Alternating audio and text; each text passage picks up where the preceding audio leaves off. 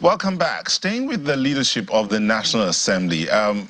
So the All Progressives Congress has gone ahead to, leadership of the All Progressives Congress has gone ahead to make its decision zoning the different principal officers to different regions of the country, with specifics as to the preferred candidates. You've seen the many reactions from those who are contesting, and from within the party and from outside the party. Again, it appears to be like this is contrary to what the Constitution says, but there's another angle to this whole matter, and even ties to the fact that representation in the National Assembly and in politics, so to speak, is less than what it should be. I mean, as at 2022, for instance, a survey that was done points to the fact that only 5% of Nigerian lawmakers are women. Fortunately, there's one woman contesting for the position of Speaker in the National Assembly, and she is in the studio this morning. Please join me to welcome Honorable Miriam Odinaka Onuoha. Thank you for joining us. Thank you for inviting me. Good morning, Nigeria. She's a member representing Okigwe North Federal Constituency in Imo State. Again, welcome. Thank you. So, it's been going on here and there. Who will be Speaker? All of you have come out to say, I want to be Speaker. So let's start from there. Why should you be elected by your colleagues as Speaker? Well, I've presented myself to be the next Speaker of the House of Representatives because I qualify and I possess the requisite requirements and qualifications to lead the 10th National Assembly. I bring on the table fresh ideas to tackle Nigeria's problems, pragmatic solutions to our issues of dwindling economy, mass poverty, unemployment, and constant threats to our national security. I also will bring on the table solutions and possible inclusivity and diversity, which reflects our true nature in the Nigerian state. But with all of this you've put out, your party chose to, yes, your region was also represented, Southeast, so to speak, but they chose specific individuals, and you're amongst the team that went to the national headquarters of your party to say, no, we, in quote, reject this plan. Are you not going against party wishes? And I mean, it's been said that the party is supreme. Well, beyond party supremacy lies also the burden of diversity and inclusivity. I would say that the coalition of progressive speakership as aspirants, COPSA, which I am a member, rejected the zoning formula as contained in the paper reeled out by my party, the All Progressives Congress. And like you saw in our protest visit to the NWC yesterday, which was well received, the letter in itself talks about the need for further and better consultation with stakeholders. I am a stakeholder. We in the COPSA coalition are stakeholders. We were not consulted. The issue here is not about me or about anyone on the coalition, but the fact that the basis and the tenet of true democracy is government of the people, for the people, and by the people. And if we are part of government, which also strictly regulates the operations of the Constitution in a view to making laws, representation, and oversight, effective oversight, which you clearly know about. Starting on the right footing would be very, very wrong, especially given it impetus by the political party, which ought to know best how to avoid this and a repeat of what has happened in the past. It's not just about the people being listed on the paper, appointed and being foisted on us. It's about the way and manner in which their selection was made. We were called to the villa some time ago, before the State Assembly, myself to different caucuses in the House and members individually, and everyone, majority of the members I have interacted with, seem to see what they desire in me. And that's even more impressive now that we're moving as a bloc and as a movement. And I tell you, when you talk about movement, intimidation of members, harassment does not come to bear.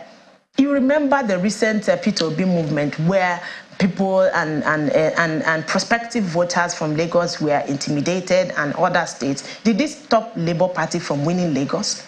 No amount of harassment or intimidation or unintending voters of the opposition or other blocks of the members elect will stop us from getting the majority of the votes cast on the inauguration of the 10th House of Assembly. The future is here before us, and I bet that we should watch and see what happens. The Nigerian people and the majority of the members elect are with the coalition.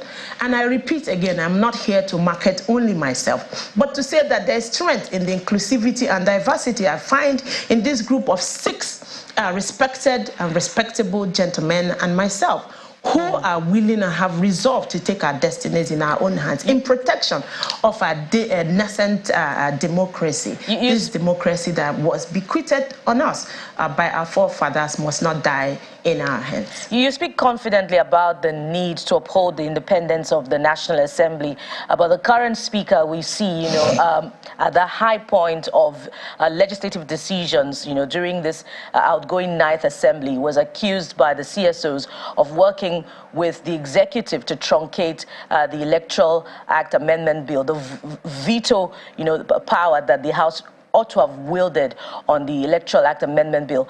If, as Speaker, you were presented with that kind of, testy situation, what guarantees are you providing Nigerians and indeed the incoming 10th Assembly that you would uphold the independence of the lower chamber? The only way to achieve and for Nigeria to attain independence of the legislature is allowing members elect to elect by themselves, as contained in the House rule, their leadership by their own self. If that happened in the 9th Assembly, then we would not be where we are today, where the outgoing speaker insists to run the 10th Assembly from wherever with a group of people, building a dangerous cabal capable of dashing the hope of Nigeria on a perceived and proposed and prospective renewed hope, which is expected to bring an answer to the needs of Nigerians. And we are here to come to the rescue. We will not allow that group or that formation to take what rightly belongs to the rest of Nigerians. Well, the question actually was, if you can respond to it very quickly, what would you have done in that situation? Because no one can really predict what will happen after you get into office. Well, if I get into office, I would put my feet down. I mean, in that situation, with the right leadership. In that situation, what would you have done? In consultation with, that's what I'm saying. I would put my feet down, and in consultation with the right leadership, which we are about to form with this coalition, to ensure that the right thing is done. Okay, and the question, I say again, well, I think you've quite expatiated on that, but the question that I wanted to ask you is, I mean, the agitation that you are bringing up about female representation at the top, or in governance, politics, the National Assembly, and all of that. There are 2 categories of people or groups that I would have expected that this agitation would have been presented and hopefully even bought by them first of all. Your political party, the APC, seems to have written or unwritten a position on gender neutrality or gender balance or inclusion, as you put it. And then the National Assembly itself seems to have that kind of a position, so to speak, not just in the number of people of females that come into the National Assembly, but in the quality of representation or acknowledgement that is given in the National Assembly. In terms of getting these 2 groups on board, so to speak, what are the challenges and how can we redress them? Well, if I got you correctly, starting with the political party and the reflection of what they have exhibited on the letter admitting the persons that they had selected to man the leadership of the 10th National Assembly, we have expressed total rejection of the content of that letter, which in itself contained the need for further and better consultation, having excluded the need for gender and women inclusivity. I had asked the National Working Committee of the party in our meeting yesterday if it was a great gift what was offered the women and persons with disability who are considered to be vulnerable, a 50% rebate in the nomination and expression of interest form, wherein you gave us this gift with the one hand, and now you're trying to take it away with the other hand. If you gave a 50% rebate, it meant you wanted an opportunity to encourage more women and the participation of the vulnerable group. Now I have emerged as a person in the vulnerable group community, and I am flagrantly being denied the opportunity of even being erroneously included on the list, which might have somehow provided some sort of legitimacy on the list. Even though I would not have ascribed to that being a Democrat, I would have preferred a situation where all aspirants were brought on the table. Stakeholders from across the regions of the regional organs and the national organ of the party sit down to Georgia and talk about where best these situations positions are situated to accommodate the different peculiarities of our diversity and inclusivity of the gender cadre, but that was not done. And then on the area of the issues or challenges I'd had with the inclusivity or acceptability in the National Assembly by members-elect, in this 10th Assembly, that is not the issue. The thing with politics is about its dynamism and the constant change in form. And the change in the form of the composition of the 10th National Assembly is one that you have even the majority of the minority party. And that in itself is a warning to the majority party where I belong, so that we don't throw up unnecessary arrogance, but present ourselves and come to reality and the realization that the time to come back to the negotiation table is now, so that we can reconsider some of the mistakes that we have done. I tell you that there are alignments and realignments of persons who are perceived to even be following members or the anointed people on the paper. Okay. It's being considered as an affront on the faces of many. Let me tell you, no matter how beautifully painted some candidates appear to be, the manner in which you emerge adds or reduces to the legitimacy or otherwise, and the possibility of failure of those candidates' emergence. And in this case, the failure is what is being expected of anybody whose name appeared on that paper. Honorable Onuoha, we're completely out of time, but I need to ask you this. In 2022, April, there was a court case, a court judgment that ordered the government to reserve 35% of appointments for women. Real quick, do you think that case, that judgment will stand and will favor especially the female lawmakers in the 10th National Assembly? Well, it breaks my heart that Nigeria, with about 49.5%, about half of its population as women, and about 44.4 million voters being women, and another 35 million of this population as persons with disability, considered as the vulnerable group. So it breaks my heart to see that Nigeria is at war. From the paper, when you are in court, it means that two people are on a face-off. It is shameful, it's highly regrettable, it is abysmal, it is least expected of a government who is seeking to position itself amongst the Committee of Nations. How do we face ourselves? When you talk about America, we are borrowing from them.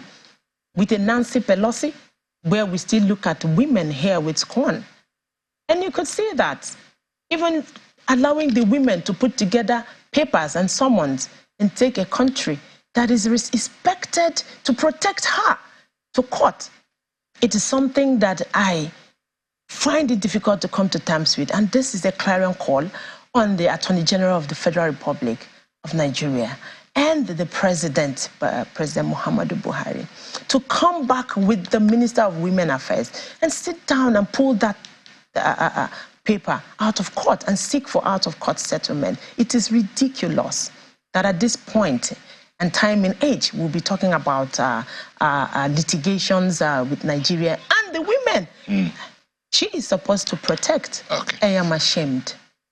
Let's hope that the shame will be cleared out real quick. Honorable Miriam Odinaka Onuoha is a member representing Okigwe North Federal Constituency in Imo State and also an aspirant for the speakership position in the 10th National Assembly, House of Representatives. Thank you so much for coming in this morning. And the incoming Speaker of the House of Representatives. We wish you well. Please give your support to the coalition. It's a movement. Okay. Sunrise Daily will be back in a moment, and we will not be looking at the National Assembly per se. But don't worry, they still feature. Don't go anywhere. We'll be back shortly.